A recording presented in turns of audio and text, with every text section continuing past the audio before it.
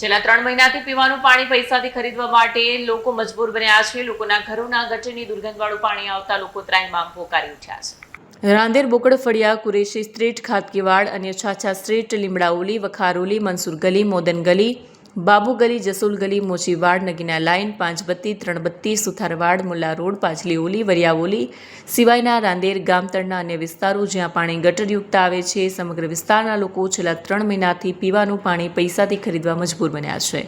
લોકોના ઘરોના ગટરની દુર્ગંધવાળું પાણી આવતા લોકો ત્રાહિમામ પોકારી ઉઠ્યા। ઓનલાઈન તેમજ લેખિતમાં ફરિયાદ કર્યા પછી પણ કોઈ નિકાલ ન આવતા આખરે મ્યુનિસિપલ કમિશનરને પોતાના ઘરે પાણી પીવા માટે આમંત્રણ આપ્યું। Green city smart city clean સિટીમાં પીવાના પાણીના ફાફા પાડવાના ચોંકાવનારા દ્રશ્યો સામે આવ્યા છે। आपका नाम? मेरा नाम मोहम्मद इस्माइल नत्थू है।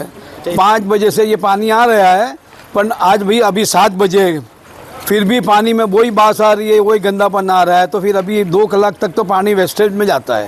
जब पानी वेस्टेज में जाता है तो सही है, लेकिन आप मीटर लगाओगे तो मीटर के अंदर ये इतना 2 कलाक का तो हमारा ही पानी पैसा जाएगा ना। इसकी जवाबदारी कौन लेगा? अच्छा, क्या कहोगे कमिश्नर साहब से? कमिश्नर साहब से यही कहना है कि ये पूरा लाइन चेक करो, और पूरे रांदेर का ये प्रॉब्लम है, और हमारा तो कई सालों से ये प्रॉब्लम है कि गटर में से पानी आता है।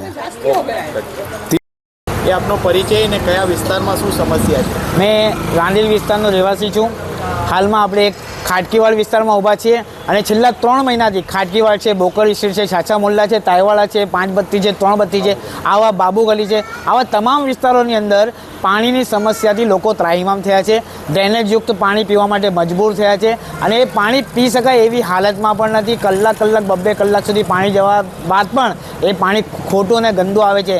ઓનલાઈન તમામ ફરિયાદો લગભગ આજ સુધી 201 ફરિયાદો કરી છે, છતાંય સુરત મહાનગરપાલિકાના તંત્રના અધિકારીઓને કોઈ ધૂળ ઝટકાતી નથી, એ લોકો કામ કરતા નથી। સુરત મહાનગરપાલિકાના કમિશનર શ્રી નાગરાજનભાઈને હું વિનંતી કરીશ કે તમે એકવાર રાંદેરમાં આવો, રાંદેરમાં તમે પધારો, તમને આ પાણી આ ડ્રેનેજયુક્ત પાણી છે તમે પી શકતા હો તો તમે પીને બતાવો, કારણ કે તમને પણ ખબર છે કે અહીંના લોકો કેવી રીતે ત્રાહિમામ થયા છે અને પાણી પીવા માટે મજબૂર થયા છે।